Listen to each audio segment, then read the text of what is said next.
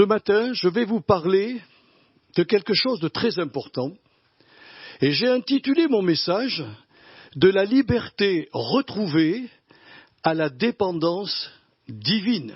Alors pour inaugurer ce message, nous allons lire deux textes qui se trouvent dans l'Exode, chapitre 15, versets 22 à 24, et l'autre qui se trouve dans le chapitre 19, versets 3 à 6. Alors Exode, le premier texte, le voici. Moïse fit partir Israël de la mer Rouge. Ils prirent la direction du désert de Chour, et après 3 journées de marche dans le désert, ils ne trouvèrent point d'eau. Ils arrivèrent à Mara, mais ils ne purent pas boire l'eau de Mara parce qu'elle était amère. C'est pourquoi ce lieu fut appelé Mara. Le peuple murmura contre Moïse en disant « Que boirons-nous » Et au verset 19, versets 3 à 6, Moïse monta vers Dieu et l'Éternel l'appela du haut de la montagne en disant « Tu parleras ainsi à la maison de Jacob et tu diras aux enfants d'Israël. Vous avez vu ce que j'ai fait à l'Égypte et comment je vous ai porté sur des ailes d'aigle et amené vers moi. Maintenant, si vous écoutez ma voix et si vous gardez mon alliance, vous m'appartiendrez entre tous les peuples, car toute la terre est à moi. » J'aurais pu continuer le premier texte où, quand ils arrivèrent effectivement à Mara, ils ont bu de l'eau amère, et puis le peuple s'est mis à murmurer contre Moïse. Moïse, lui, a pris une autre direction, il a commencé à prier le Seigneur, et ensuite, il est dit dans ce texte que Dieu s'est adressé aux enfants d'Israël, et que, en fin de compte, le Seigneur les a conduits ensuite à un oasis qui s'appelle l'oasis Élim, où il y avait 12 sources d'eau rafraîchissantes et 70 palmiers, où ils pouvaient vraiment se ressourcer et jouir d'un repos bien mérité. Le titre donc de ce message de la liberté retrouvée à la dépendance divine résume à lui seul la difficulté que Dieu rencontra pour amener son peuple à devenir dépendant de lui. Il l'arrache de l'Égypte, il veut le conduire jusqu'en Canaan, au pays de la promesse, mais il a un programme de formation pour ramener ce peuple qui s'était égaré à dépendre à 100% de lui. C'est pour cela que nous avons lu tout à l'heure, au chapitre 19, Dieu a dit à Moïse, rappelle-leur sans cesse comment je les ai portés sur des ailes d'aigle et amenés vers moi pour en faire un royaume de sacrificateurs. Et vous savez que la Bible nous donne, dans le livre des Ecclésiastes, qu'il n'y a rien de nouveau sous le soleil. Ce qui s'est fait hier se refait encore aujourd'hui. Eh bien, mes frères et mes sœurs, je crois que le Saint-Esprit rencontre la même difficulté que avec le peuple de la Nouvelle Alliance pour amener les chrétiens à ne dépendre, après leur liberté retrouvée, de ne dépendre que de Jésus-Christ. Le drame de l'Église actuelle, c'est que les gens acceptent Jésus-Christ comme sauveur et ils déclarent l'avoir même comme Seigneur, mais après le baptême d'eau, ils continuent à vivre indépendamment de Dieu. Ils font ce qu'ils veulent, quand ils le veulent, où ils le veulent. Et c'est le problème que rencontre le Saint-Esprit, c'est qu'il ne peut pas nous violer. Le Saint-Esprit respecte notre choix, notre liberté. C'est pour cela que nos églises ne sont pas remplies comme elles le devraient.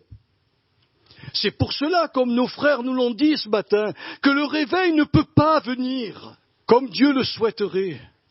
Pour la simple raison, c'est que nous sommes libres, mais nous faisons de cette liberté, enfin je ne parle pas de vous, je dis l'Église, avec un grand E, elle fait de cette liberté malheureusement un prétexte pour continuer à vivre selon les désirs de leur chair. L'apôtre Paul nous a dit dans 1 Corinthiens 10, ceux qui prennent des notes, 1 Corinthiens 10, versets 5 à 11, il nous a dit « Tirez les leçons des problèmes des chutes ou des victoires du peuple d'Israël. Mais n'ayez surtout pas les mauvais désirs qu'ils ont eus. Donc il me semble ce matin que nous devons ensemble considérer l'expérience des Israélites aux eaux amères de Mara pour comprendre comment il nous est possible de passer de la liberté retrouvée à la dépendance totale de notre Seigneur Jésus-Christ. Vous savez que le Seigneur, il faut quand même que je vous le remette la réalité, il est Dieu dans sa plénitude, mais il s'est fait homme, et en se faisant homme, il s'est dépouillé de sa gloire et de sa divinité pour ne dépendre que de son Père.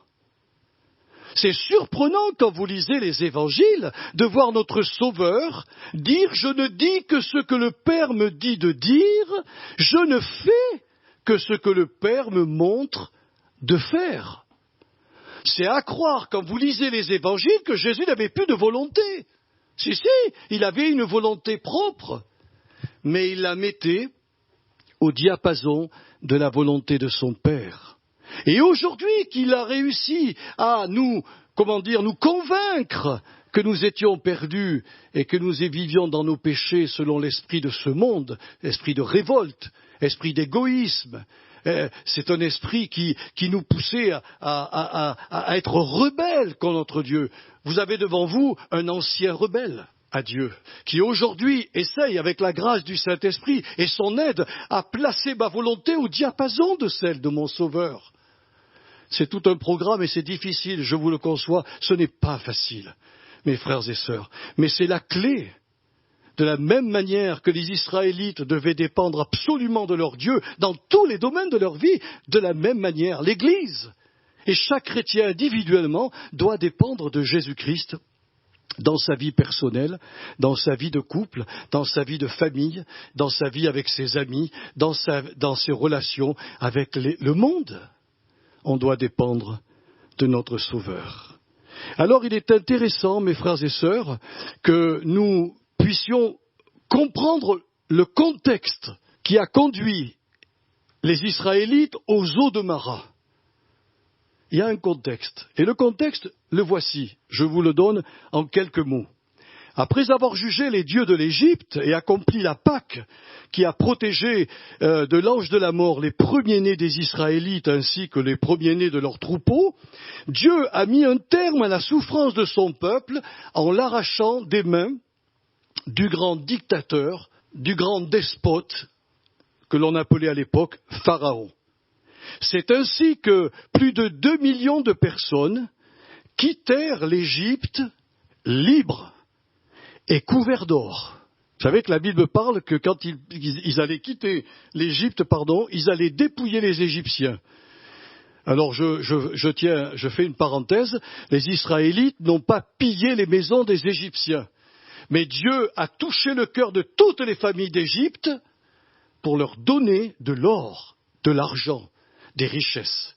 Et avant qu'ils quittent l'Égypte, tous ont offert aux Israélites, peut-être avec le sentiment de dire « Ouf, enfin vous nous quittez, on n'aura plus de problème, alors on préfère vous payer et partir. » Voilà, on vous paye votre dédommagement de toutes ces années où vous avez été dans l'esclavage. Donc ils sont sortis couverts, libres et couverts d'or sous la conduite de Moïse, le leader que Dieu avait choisi. Mais alors que les Israélites se dirigeaient vers la terre promise, Dieu demanda à Moïse de revenir en arrière. Je ne sais pas si vous connaissez cette histoire, de revenir en arrière et de faire camper son peuple face à la mer. En réalité, dans un cul-de-sac. C'est la stratégie militaire de Dieu qui nous dépasse complètement. Un général ou un général militaire humain, il n'aurait pas fait ça. Il aurait dit on ne va pas s'enfermer dans un cul-de-sac si l'ennemi arrive derrière.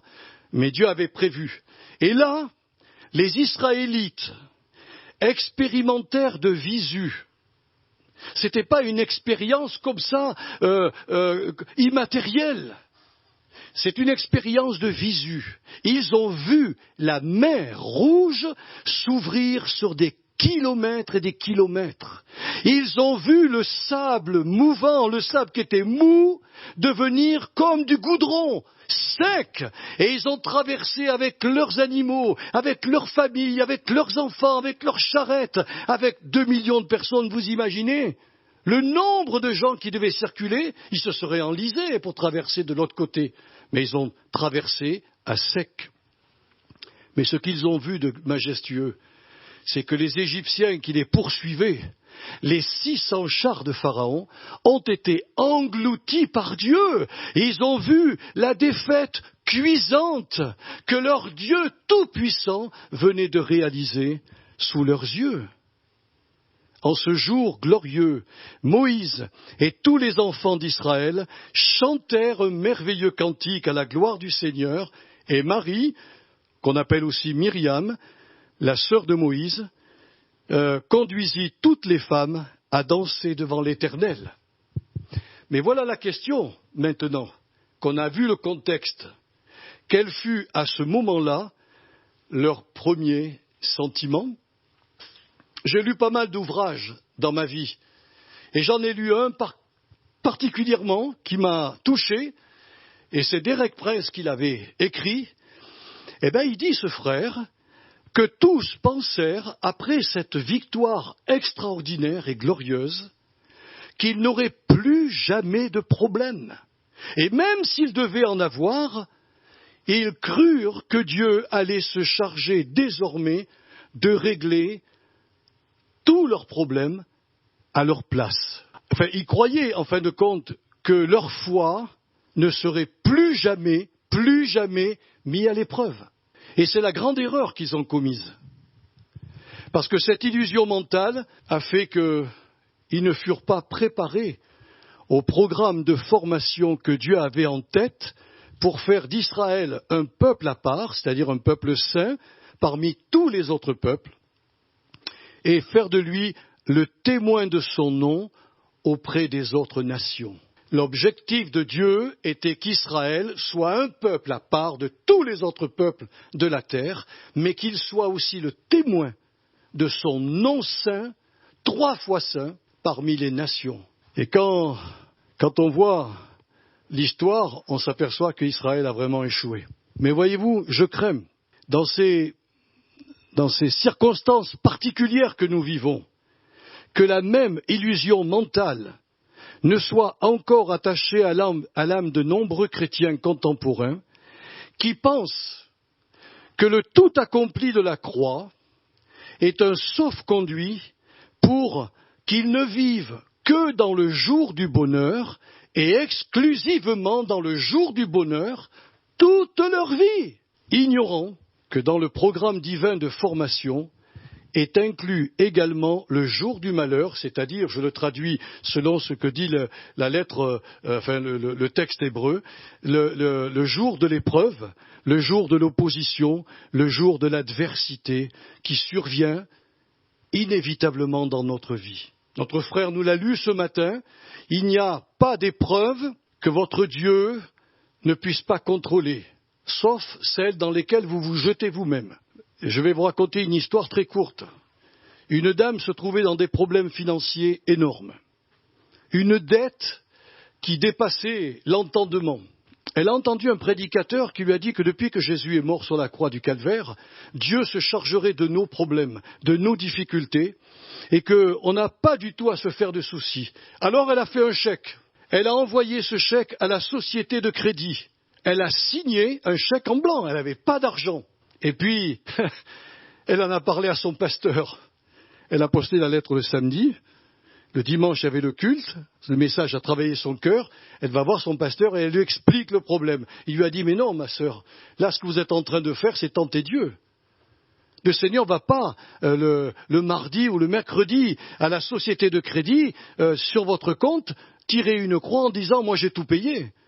Non, ma sœur, vous devez faire face à la réalité, vous devez affronter vos dettes et vous devez les payer. Dieu ne le fera pas à votre place. Alors ils sont vite partis à la poste et ils ont redemandé la lettre avant qu'elle soit envoyée.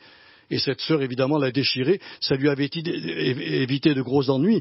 Quel gros ennui? C'est que la banque si c'était en France, la Banque de France vous coupe tous les vivres. Plus de carte de crédit, plus rien. Vous ne pouvez plus vivre là. Hein. Eh bien, beaucoup de chrétiens, mes frères et sœurs, il faut que vous le sachiez, beaucoup de prédicateurs même, je me mets dans le lot, moi, hein, je suis un prédicateur, je dois veiller à ce que je dis, qui enseigne qu'on ne doit plus avoir de problème, plus de difficultés spirituelles, plus de difficultés psychiques, encore moins des difficultés physiques. Tout le monde doit être guéri. Et tout le monde doit être riche. Mes frères et sœurs, c'est un message qui n'est pas faux, mais qui est déséquilibré. La Bible nous dit que Dieu tient tout en main. Il a pour nous un jour de bonheur, ou plusieurs journées de bonheur, voire des années de bonheur, mais il a aussi un programme de formation, et dans ce programme est inclus aussi le jour du malheur, le jour de l'épreuve, le jour de l'opposition, le jour de la tristesse, le jour où nos larmes coulent. Oui, mes frères et sœurs, c'est une réalité. L'histoire d'Israël a été écrite pour que l'Église tire des leçons de son histoire. Vous savez qu'à l'époque, les Israélites jouissaient d'un grand privilège. Ils en avaient même plusieurs, mais entre autres, un privilège énorme. Ils avaient la présence quotidienne du Christ préexistant, ce que nous, on appelle la parole qui était auprès de Dieu, mais que Paul a démontré comme étant le rocher spirituel qui suivait le peuple.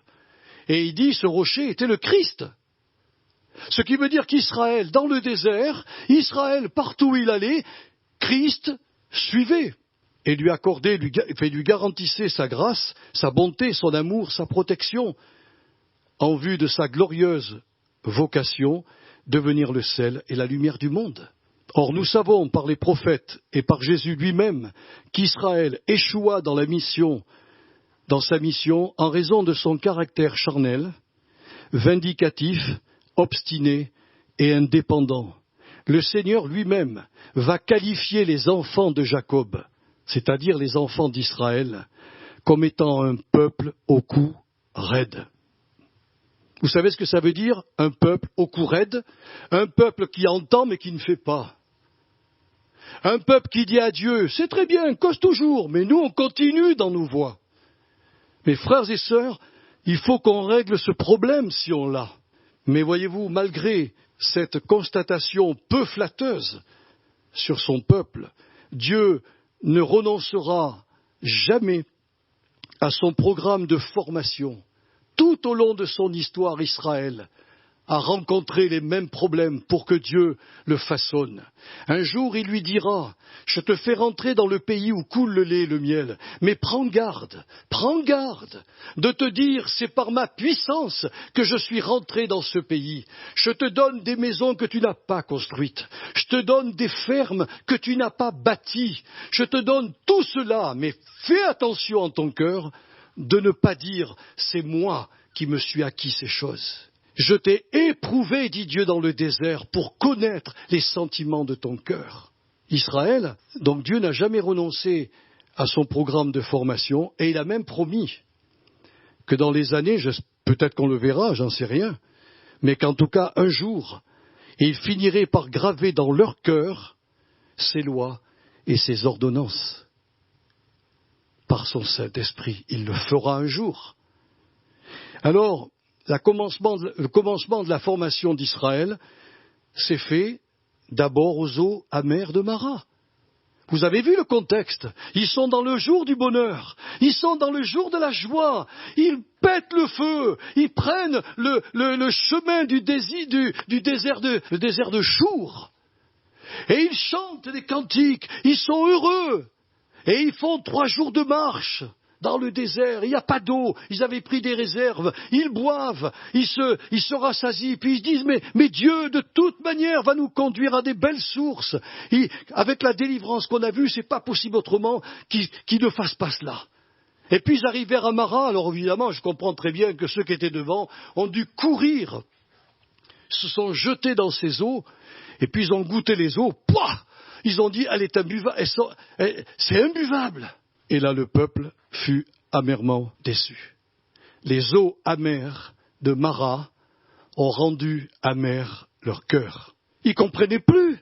Alors, je vais vous dire quelque chose, mes frères et sœurs. Écoutez-moi bien, parce que je crois que c'est vraiment la réalité et la vérité que nous rencontrons dans toutes nos églises. Je crois que nos nombreuses déceptions sont entre les mains de Dieu la matière dont il va se servir pour transformer notre caractère en vue que nous venions près de lui pour ne dépendre que de lui. Il n'a pas d'autre moyen que cela. Il respecte notre liberté, mais il va dans son programme de formation à nous faire vivre de nombreuses déceptions. Je vais vous en donner quelques-unes. C'est ainsi que certains couples sont déçus, couples chrétiens évidemment, en constatant la détérioration de leur union conjugale. Ils avaient prié, ils avaient supplié, on leur a imposé les mains, et puis malgré toutes ces choses-là, et voilà, ils ont constaté que leur couple a volé en éclats. Si vous saviez, dans les églises américaines et dans les églises françaises et européennes, combien il y a de chrétiens qui ont divorcé de leurs femmes chrétiennes, ou des femmes chrétiennes qui se sont séparées de leur mari chrétien. C'est anormal, à moins qu'ils soient violents ou qu'elles soient violentes, j'en sais rien, ça c'est différent. Mais dans la logique, ces gens-là ont voulu prier, mais ils n'ont pas voulu aller vers Jésus pour dire « Seigneur, sauve notre couple !» Alors ils furent déçus quand ils ont vu que ça a dégénéré, quoi. Que de parents chrétiens sont déçus en voyant leur progéniture fuir les églises pour partager la mentalité de ce monde. Combien de chrétiens, après avoir partagé des années d'amitié avec d'autres chrétiens, sont déçus en constatant que leurs bonnes relations fraternelles ont été brisées par la rumeur, la médisance, la calomnie et le mensonge. D'autres chrétiens, après avoir prié pour leur travail, sont déçus en constatant leurs nombreux échecs professionnels.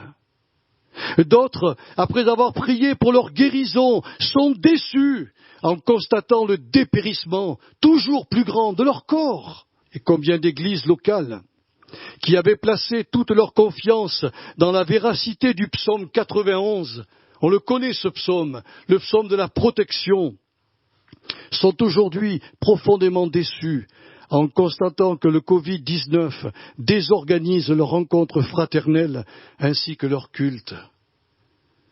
Et la liste serait très longue, mes frères et sœurs, si nous passions en revue les nombreuses déceptions personnelles et communautaires. Mais ce que je viens de vous dire est perceptible dans toutes les églises du monde. Dieu cherchant, à travers ces nombreuses déceptions, à rapprocher tous les chrétiens de lui. Il ne vous embête pas, notre Seigneur, par les déceptions. C'est son programme de formation. Dans le jardin d'Éden, il n'y avait aucun problème. Il n'y avait pas de difficulté. Il suffisait qu'ils croient à la parole de Dieu, qu'ils prennent l'arbre de la vie et qu'ils ne touchent pas à l'arbre de la connaissance du bien et du mal. Le jour où ils ont touché cet arbre, eh bien le péché est entré dans notre vie, à chacun. Et ce péché, c'est quoi? C'est l'esprit d'indépendance. Vous y avez pensé à ça? Il y en a qui disent « Ah non, c'est le sexe ». Mais ce n'est pas le sexe. Le sexe est très très bon quand il est maintenu dans la volonté de Dieu. Mais l'esprit d'indépendance, c'est dire « Je vais vivre ma vie en dehors de celui qui me l'a donné ». C'est ça, le péché.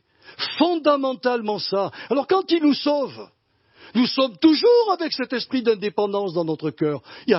On est tous pareils, on est faits dans le même moule. Et qu'est-ce que fait le Seigneur? N'ayant pas la possibilité de nous forcer, puisque comme nous sommes libres, il ne nous force jamais. Et si vous êtes forcé par un pasteur, par un chrétien, par quelqu'un qui vous aime bien, mais qui veut forcer, c'est pas de l'Esprit Saint. Dieu a un programme de formation extraordinaire. C'est que dans les événements de la vie qui surviennent, il va permettre, pas toujours, mais que nous soyons parfois bien amèrement déçus. Et vous verrez pourquoi il le fait. Car il cherche à ce que, au travers de la déception, nous arrivions près de son cœur et nous puissions lui exposer nos problèmes, afin qu'il puisse nous apporter la solution. Eh bien, il est possible, malheureusement, de réagir soit comme les Israélites qui, après avoir bu l'eau amère de Mara, n'ont fait qu'une chose. Ils ont murmuré contre Moïse en disant « Que boirons-nous » Voilà. Ils sont venus vers lui et ils l'ont accusé. C'est en général de cette manière que réagissent les personnes amèrement déçues par Dieu. N'ayant pas l'humilité de cœur de s'approcher du Seigneur en faisant la prière de David, « Sonde-moi, ô Dieu, et connais mon cœur, éprouve-moi et connais mes pensées, regarde si je suis sur une mauvaise voie et conduis-moi sur la voie de l'éternité », ces personnes cherchent un bouc émissaire, comme le firent celles qui murmurèrent contre Moïse. Je voulais savoir exactement ce que voulait dire le verbe murmurer en hébreu. Eh bien, il précise que ces personnes harcelèrent Moïse de leurs plaintes et de leurs gémissements, le rendant responsable de cette situation. Quand on ne veut pas être humble devant Dieu, pour aller le voir quand nous sommes dans les pépins, quand nous avons des ennuis, quand nous sommes amèrement déçus, nous allons trouver un bouc émissaire. C'est l'Église, elle n'a pas d'amour. C'est le pasteur, il est trop dur. Ce sont les anciens qui m'ont fait une réflexion. Mais c'est jamais eux. Or, quand on est déçu, Dieu veut se révéler à nous. En réalité, a dit un serviteur de Dieu, Dieu nous rencontre au sein de nos déceptions. Toutes nos déceptions sont des rencontres divines entre lui et nous. Faut-il encore qu'on ait le cran de faire comme David, de venir en disant, Seigneur, sonde-moi, éprouve-moi, regarde, conduis-moi sur la voie de l'éternité. En réalité, les Israélites ignoraient qu'au travers de cette situation, Dieu mettait le doigt sur un des travers caractériels. Si ce problème-là n'était pas réglé, il allait devenir un frein pour leur croissance spirituelle. Si donc, mes frères et sœurs, vous surprenez à réagir ainsi quand vous êtes déçus, je vous invite au plus vite à traiter ce problème devant le Seigneur. Si vous ne le traitez pas, votre vie spirituelle va emporter de graves conséquences. J'imagine que nous avons tous eu des enfants et que certains vont en avoir. Eh bien, vous verrez, quand ils sont petits, c'est magnifique, c'est merveilleux. On les cajole, on leur donne à manger, tout ça. Puis, si à 18 ans, on devait encore donner du biberon à nos enfants, on s'inquiéterait quand même de leur croissance. C'est un truc qui ne va pas. Et dans l'Église, on ne s'étonne pas qu'après 20 ans ou 30 ans de conversion, nous avons des chrétiens qui sont encore des bébés dans la foi. Pourquoi ? Parce qu'ils sont encore dans l'esprit d'indépendance, refusant de la formation de Dieu, résistant à cette formation, ils ne grandissent pas spirituellement. Et bien souvent, ils font comme ces Israélites, ils murmurent, puis ils s'en vont. Alors, la meilleure solution ou réaction à nos amères déceptions, c'est de s'approcher de Dieu par la prière, comme le fit Moïse. Seulement, il faut que vous suiviez le texte. Moïse n'a pas fait deux choses. Il a refusé de chercher par lui-même la solution à son problème. Il l'a refusé. Il a été voir le Seigneur. Et il n'a pas fait une prière comme on fait le jeudi soir, ou comme vous faites chez vous, une prière normale. Non. Moïse n'a pas fait ça. Il est dit que Moïse a crié à Dieu. Le verbe tsaak, le verbe crier, tsaak, précise que Moïse cria sa douleur au Seigneur, son désespoir intérieur. Et c'est quand on désespère de nous-mêmes que là, on est près du cœur de Dieu. Vous comprenez, mes frères et sœurs ? Dieu ne vous lâchera jamais. Quand vous êtes déçus, il est avec vous. On l'a entendu ce matin, il est en vous, mais il ne lâchera jamais, jamais, jamais, parce qu'il vous aime tant, comme le disait John Stott, qu'il ne veut pas que vous restiez comme vous êtes. Il veut vous faire grandir. Alors les déceptions font partie du programme de Dieu. Si vous saviez avec mon épouse combien de déceptions nous avons eues depuis 46 ans que je suis chrétien et près de 35 ans de ministère. Qu'est-ce qu'on a été déçus. Mais je reconnais que les déceptions m'ont conduit plus près du cœur de Dieu. Et aujourd'hui, je ne vois plus les choses pareilles. Ce n'est pas simplement les cheveux blancs qui me font voir la vision du monde différente. C'est aussi les épreuves, les déceptions. où je suis allé vers le Seigneur et j'ai crié. J'ai crié. Et alors Moïse a crié et il a obtenu une réponse du Seigneur. Il va lui désigner le bois, un bois. Or, on ne sait pas ce que c'est, hein. Et ce bois, il le jeta avec foi, c'est-à-dire par obéissance à la parole de Dieu, dans les eaux amères de Mara, et celles-ci sont devenues à nouveau potables. Voyez-vous, le bois, nous avons nous aussi un bois, il est là notre bois. Vous êtes déçus, allez au bois. Prenez le bois sur lequel est monté Jésus. Et dans les eaux amères de votre vie, ce bois va apporter l'assainissement, va apporter la réponse que vous cherchez, va vous montrer dans le domaine caractériel, là où vous devez changer, là où le Saint-Esprit veut vous transformer, parce qu'il veut vous amener à être un jour sur le trône avec Jésus. Et ça, c'est un programme de formation qui commence ici-bas. Il y a des gens qui s'imaginent qu'ils ne servent pas le Seigneur, ils ne vont dans aucune église, ils ne louent jamais le Seigneur avec leurs frères et sœurs, et ils vont s'asseoir sur le trône du Christ. Mais il faut être fou pour penser ça. Mais je vous le dis, frères et sœurs, ils sont trompés par le diable. On ne montera sur le trône qu'après avoir passé toutes les épreuves que Dieu a voulu dans notre vie. Et l'épreuve cruciale de la mort, comme notre sœur est passée, je peux vous dire qu'elle est partie dans la joie, elle est partie dans le bonheur. Oh, bien sûr qu'elle voulait rester. Oh, elle nous l'a dit, je veux rester. Pour ma famille, pour ma maman, pour mes frères et sœurs, je veux rester. Mais son programme était terminé. Et Dieu avait réussi chez Manuela. Parce que vous ne la connaissez pas, Manuela. Nous, on la connaissait. Je sais qui était Manuela, mais je sais ce qu'elle est devenue. Jean Oulagnon, nous savons tous qui il était. Et dans son village, les gens le connaissaient, la police le connaissait. Et en dernier, quand il est parti dans la gloire, il était un agneau divin. Il en a pris des claques, il en a pris des déceptions. Il a été façonné et formé par le Seigneur. Dieu a atteint leur but, a atteint son but. C'est pour ça que je suis confiant. Dieu ne s'est pas trompé. Ah non, il ne s'est pas trompé. Alors Dieu va se révéler au peuple d'Israël, il va lui dire ces paroles, si tu écoutes attentivement ma voix, si tu fais ce qui est droit à mes yeux, si tu prêtes l'oreille à mes commandements, je ne te frapperai d'aucune des maladies ou faiblesses dont j'ai frappé les Égyptiens, car je suis l'Éternel qui te guérit. On en a parlé un peu jeudi soir. Littéralement, le verbe guérir ici veut dire « je suis ton médecin, celui qui te guérit ». Un médecin humain n'a aucun pouvoir de nous guérir. Ni les chirurgiens, ils n'ont aucun pouvoir de réussir l'opération. Mais ils font leur travail. Le médecin va nous envoyer faire des analyses, passer des radios, et quand il aura tout le total, il va donner un diagnostic sur les souffrances qu'il y a en nous. Et il nous donnera des remèdes, ou peut-être une intervention chirurgicale qui apportera la solution à notre problème. Ce que Dieu dit en substance aux Israélites, si tu m'écoutes attentivement, si tu as le désir dans ton âme de m'obéir, c'est-à-dire si tu viens près de mon cœur, moi qui suis le grand médecin, je pourrais analyser, je pourrais voir à l'intérieur de toi ce dont tu as réellement besoin, et je te l'apporterai, je te guérirai. C'est là qu'on voit qu'il y a des chrétiens qui ne sont pas guéris tout de suite, qui le sont des fois pas du tout, mais Dieu ne se trompe pas dans leur vie.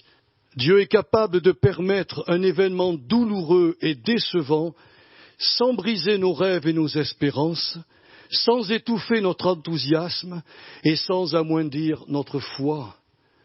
Il est écrit dans Osée 2, verset 16, vous le lirez chez vous, mais prenez cette parole au sérieux. Je suis ton Dieu, c'est moi qui te blesse, qui te conduis au désert, afin de parler à ton cœur et de penser tes blessures. La Bible nous dit par les prophètes, Dieu fait la plaie et guérit la plaie. Les épreuves dans lesquelles vous vous lancez vous-même, sans avoir consulté le Seigneur, ce sont des épreuves où Dieu ne participe pas. Ce n'est pas son programme. Mais si vous êtes tenté, éprouvé, parce que Dieu le permet, si vous êtes déçu parce que Dieu le permet, c'est que son programme de formation est en route. Et vous en ressortirez beaucoup plus fort que quand vous êtes rentré. Alors je termine avec ce verset 27, où il est dit qu'après leur avoir ainsi parlé, le Seigneur les conduisit à l'oasis de Élim, où il y avait 12 fontaines et 70 palmiers. Eh bien, je peux vous dire, mes frères et sœurs, il faut que ça soit clair dans votre âme. Notre existence chrétienne ne sera pas toujours jalonnée d'épreuves et de déceptions. Parce que si j'étais un pasteur, un prédicateur de mauvais augure, je vous dirais, toute votre vie vous serez éprouvés. Mais non, jamais le Seigneur ne veut cela. Il l'a montré aux Israélites. Il y a plusieurs sources dans le désert où il les a fait camper, où il leur a donné la nourriture, où il les a bénis. Oui, il y a le moment où il nous éprouve. Oui, il y a un moment où on est déçu. Oui, il y a un moment de formation. Mais il y a des élims. Il y a des oasis élims sur notre parcours. Et vous savez, c'est pas pour rien qu'il y avait 12 fontaines. Et ce n'est pas pour rien qu'il y avait 70 palmiers. Ça ne vous parle pas, mes frères et sœurs, ça? Il y a eu 12 apôtres qui nous ont laissé la Bible. Et il y a eu 70 disciples qui sont partis dans les contrées pour apporter la puissance de l'Évangile. L'Évangile qui répond aux problèmes des êtres humains. Ce qui veut dire que cette oasis Élim, pour nous, chrétiens, c'est la parole de Dieu. C'est la rencontre avec les ministères, les divers ministères du corps du Christ, où chacun apporte sa petite pierre et sa bénédiction au peuple de Dieu. C'est en cela que le jour du bonheur est perpétuel pour nous.